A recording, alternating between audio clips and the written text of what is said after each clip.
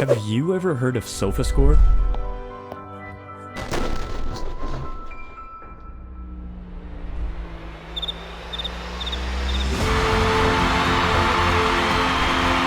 No, not that one. This one.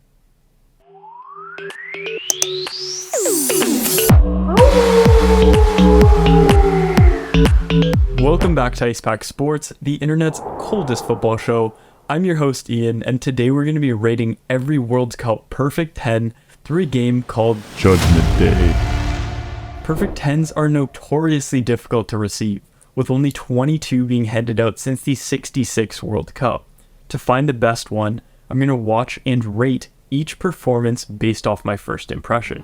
So let's head on over to England and meet our first four contenders at the 1966 World Cup. We're starting off strong with Der Kaiser, Franz Beckenbauer, for his dominant performance at the heart of Germany's 5-0 thrashing versus Switzerland. Beckenbauer put up monster numbers both going forward, scoring 2 goals, and in defense with 2 clearances, 4 interceptions, and 6 tackles. This performance was just ridiculous and well deserving of the perfect 10, so I'm going to go ahead and give it an 89. Next up, we've got another German national, Helmut Haller, for his brace and assist in Germany's 4-0 win over Uruguay. This was another great all-around performance. However, a large chunk of the game was played against 9 men, and the first goal did take quite a big deflection. Not nearly as impressive as Beckenbauer, so I'm going to give this a 45. Moving on, we've got the one and only Eusebio for his brace in Portugal's 3-1 win against a very strong Brazil side, featuring the likes of Pelé and Jairzinho. Eusebio terrorized the Brazilian defense, completely outshining his Brazilian counterparts.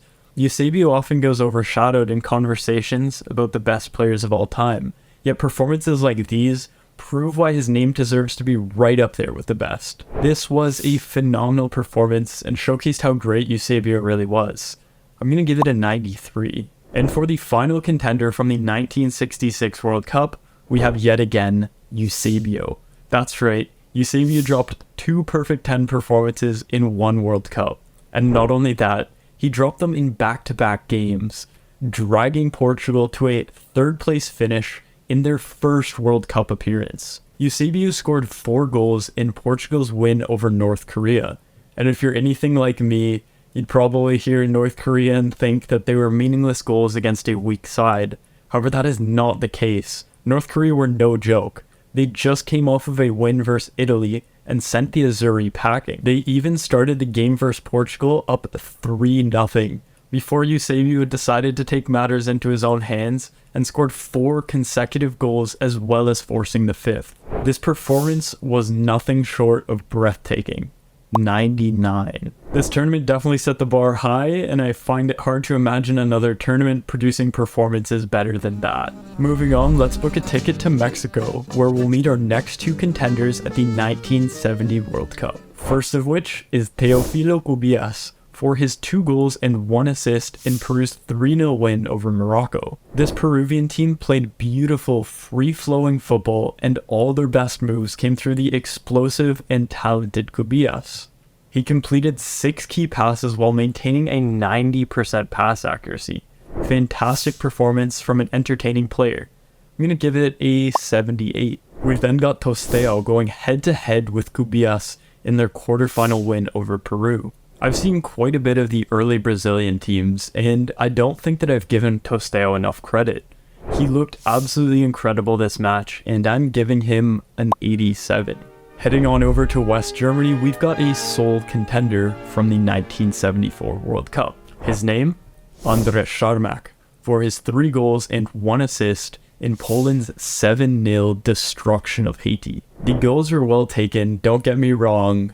However, with it being Haiti's only World Cup appearance where they played 3, lost 3, conceded 14, I think it's got to take a little bit off his score. I'm going to be a little bit harsh here and give this a 55.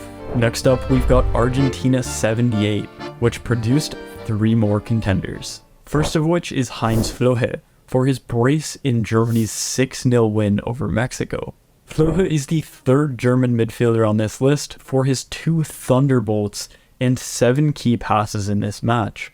I would rate this higher. However, his goals came at 4 and 6-0 when the game was out of reach for the Mexicans. I'm going to give it a solid 77. Secondly, we have Ramon Quiroga for his performance between the sticks in Peru's clean sheet against the eventual finalists, the Netherlands. Quiroga made a ridiculous 13 saves, however only 3 were from inside the box and a majority were tame long shots. This is the first performance that clearly doesn't belong and speaks more to a flaw in SofaScore's rating system for goalkeepers. Can't say I was impressed. I'm going to give this a 30. Lastly, the Peruvian star Teofilo Cubillas makes his return. Massive hats off to Cubillas for being only one of 3 players to appear twice in this list, with the other 2 being Eusebio and Maradona. Not bad company to keep. He received this rating for a hat-trick in Peru's 4-1 win over Iran. Great performance, however 2 of the goals were penalties, so I'll give it a 65. Let's head on over to Spain for the 1982 World Cup, where I can introduce you to our next 3 contenders. First of the group is Diego Maradona for his brace against Hungary. From a statistical point of view, this match was just freakish. Maradona wreaked havoc on a fairly strong Hungarian defense, completing 11 dribbles, drawing 6 fouls, and making 4 key passes. Maradona showed time and time again that at any point he can flick a switch and carve through your defense like butter, and there's nothing you can do to stop him. Maradona was just a cheat code on the pitch. He gets a 90. Next up is Karl-Heinz Rummenigge for his hat-trick in Germany's 4-1 win over Chile. The first 2 goals placed some serious question marks on the Chilean keeper. However, this was still a clinical attacking performance that showed off Rummenigge's efficient output in the final third. Strong performance, but nothing too special. I'm going to give it a 70. And finally, we have Zico for his 2 goals, 2 assists in Brazil's 4-0 win versus New Zealand. Quite literally, everything went through him. He had a part in all of Brazil's goals, including his stunning scissor kick, and was unfortunate for it at there, making 4 key passes on a 93% pass accuracy. This was a top-tier performance. I'm going to give it a 91. Book those return flights because we're heading back to Mexico for the 86 World Cup, which produced 4 more contenders. Vamos amigos. First up is Preben Larsen for his 3 goals, 2 assists in Denmark's 6-1 win over Uruguay. The Danish side, spearheaded by Michael Laudrup and Larsen, tore Uruguay to shreds. Larsen showed excellent passing ability on his assists and great composure on his finishes. This one gets an 83. We've then got El Buitre, the Vulture Butragueño, who left no scraps in his 4-goal performance against the previous contender Larsen's Denmark. On top of his goals, Butragueño won 2 penalties against a strong Danish side in the semi-final. His dribbling, positioning, and finishing were top class, and for that he gets an 85. Next up is the second goalkeeper on the list, Joël Batz, for his carry job in France's quarter-final win over Brazil. Batz made a massive 11 saves, with this time 6 being from inside the box. He also saved a penalty in regulation to force extra time, and went on to save another penalty in the shootout to secure the win for France, all while maintaining an 88% passing accuracy, playing out from the back.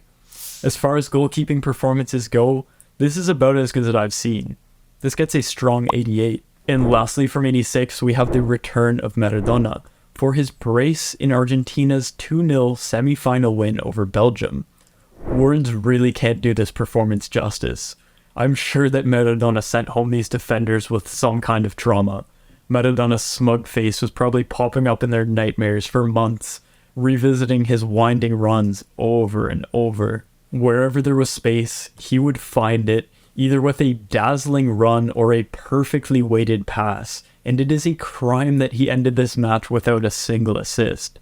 Maradona in 86 really was just a different beast.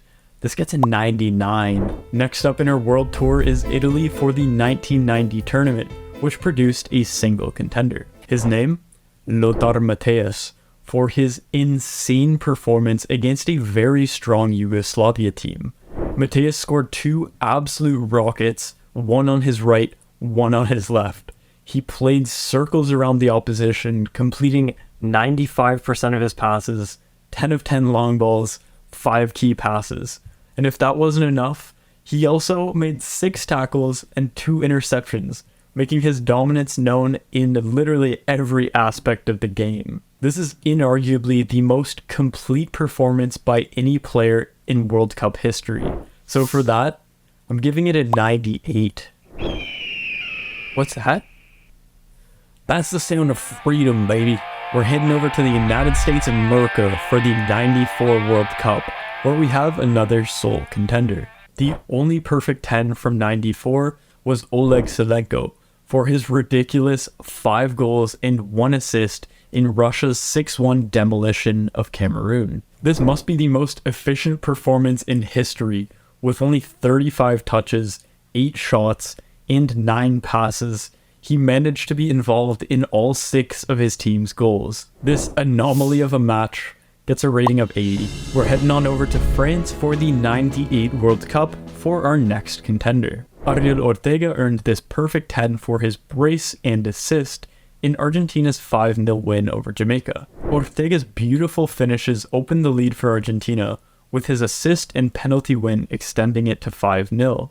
The Argentinian attack was absolutely electric, with both Ortega and Batistuta putting in phenomenal performances. If this was against stronger opposition, it would be right up there with the best, but I'll give it a 73. Next up, we're heading out east for Korea-Japan 2002, again with only one contender, Portugal's Paletta, for his hat-trick in his team's 4-0 win over Poland. Paletta was lethal in front of net, with cracking finishes on both his left and right foot. However, his game outside of his goals left a little bit to be desired. 76. To find our final contender, and the only one between 2006 and 2022, we've got to fast forward 12 years and head over to Brazil for the 2014 World Cup. Perfect 10s have gotten increasingly more rare since 1966.